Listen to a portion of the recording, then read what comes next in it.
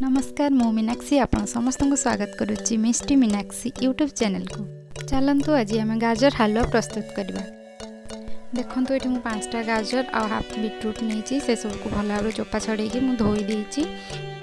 देख ये मुझे गाजर और बीट को ग्रेट कर नहीं किटा गुजराती गुंड छेची देती, काजू को छोट छोट कर देती, आ घी नहीं क्षीर नहीं आमर चीनी दरकार हम से।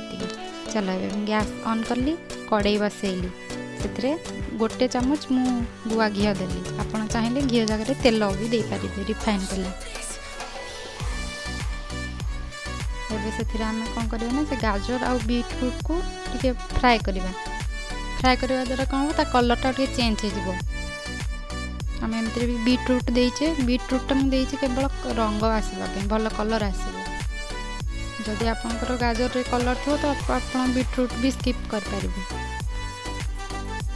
एबे से मुझे 1/3 कप चीनी, आपंकर स्वाद हिसाब से चीनी ऐड करंतु।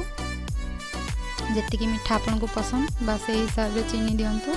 आ देखिए किसी समय पर चीनी आमर पूरा मेल्ट हो। मेल्ट हो गले से पानी टाइप बाहर टिके टिके। यही टाइम आपन कौन करेंगे ना क्षीर ऐड करदे। देखो मुझे क्षीर ये ऐड करुच्ची। गैस रो फ्लेम को लो ही रखिए जहाँद्वारा कि गाजर आमर टिके भल भाव में सीझी जीव।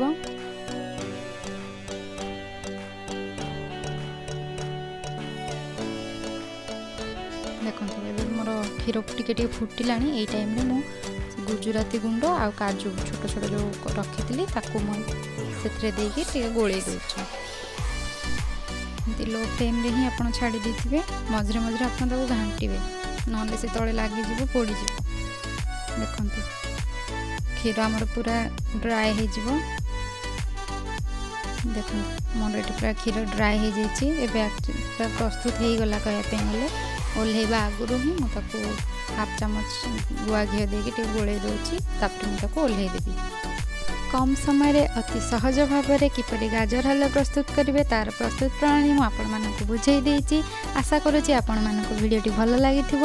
जदि वीडियोटी भल लगी ताहले लाइक शेयर और सब्सक्राइब करने को भूलिबेनी। वीडियोटी केमिति लागिला कमेंट माध्यम रे निहाती जणाइबे। रहुची नमस्कार, धन्यवाद।